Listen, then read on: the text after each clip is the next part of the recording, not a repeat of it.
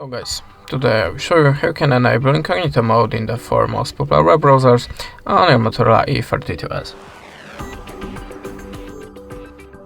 So, we start from the Google Chrome.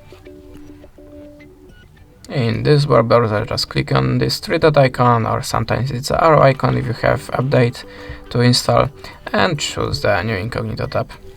That's it. The next one is Firefox.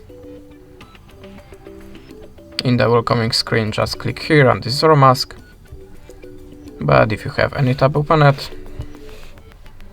just click on the taskbar icon and switch to zero mask, then add a private. The next one is Microsoft Edge.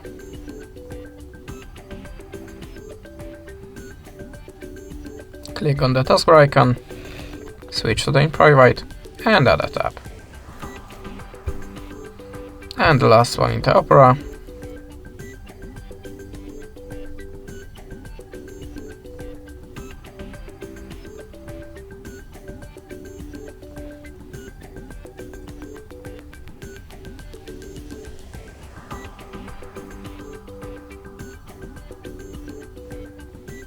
In the Opera, like before, task on the taskbar icon